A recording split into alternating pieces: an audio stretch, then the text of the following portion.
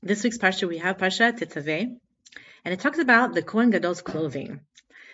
Now, it's incredible how much time and energy is spent talking about, number one, clothing of somebody that the majority of us are not in the Torah, which is so concise and so to the point, and every word is powerful. And I'm thinking to myself, there's like almost a whole entire parsha. First of all, talking about Kohanim, which I'm not a Kohen, most of us are not. I'm not a man, which half of us are not. And also the Kohen Gadol, that's like a very, one person can be, not to mention the fact that we've been living in Galus now for a very long time. So how is this applicable to me? What is going on? What can I learn from this message of the Kohen Gadol? We'll listen to this. You can learn so much, and it's so relevant for right now, as always. Torah Temet. So here we go. It says in this parsha, it talks about one of the items is the apron. This apron, okay, who is an apron? I wear aprons, by the way. Sometimes when I remember to put them on, I wear them, and when I don't, which is a lot of times, I'm making a mess. But I wear the apron when I can remember it. And the apron, how is it? It goes around, we tie it. Okay, it talks about the apron. It says, V'cheshev afugarato.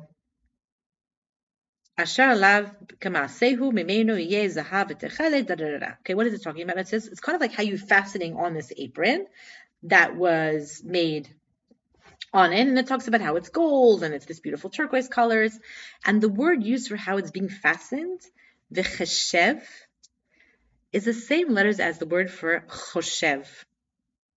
This is brought down in Chassidut. Rav Shai Itri brings this down. He says that's such an interesting point that's brought down, that the word for how this apron is fastened onto me, the way it's going to be put onto me, what does it have to do with? It has to do with thoughts. The thoughts of who? Guess what? The person who made the apron, meaning the Kohen Gadol. He would go in on the holiest day of the year. He's the holiest person. He's one person. He's representing the whole entire nation. Okay, and we are learning from this that how he would go in there, what would be influencing on him would be the person who actually made his apron, which means what? The intention that I put into what I make and what I do has an incredible impact, not only on the actual item, but on the person using the item, wearing the item. And if we're talking about aprons, let's just talk about food here for a minute. Do we realize how much power we have when we put a certain kind of intention into the food that we're making?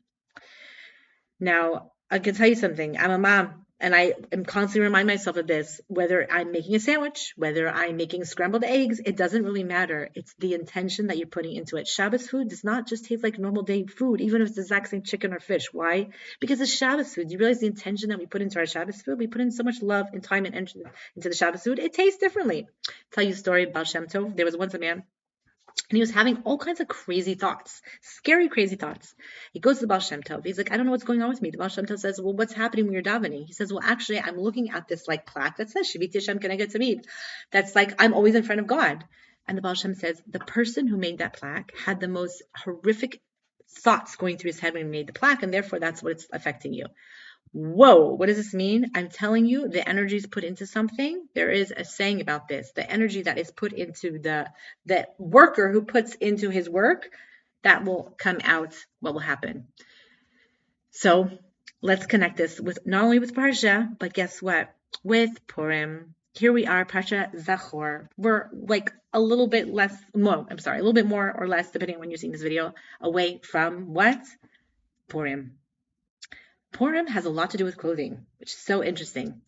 A lot to do with clothing, what Esther's wearing, what Mordechai is wearing, what Achashverosh is wearing, what Haman wants to be wearing. A lot to do with clothing, and also it has a lot to do with food. Now, Queen Esther, she's there in the palace, and she's stuck, and it's terrible.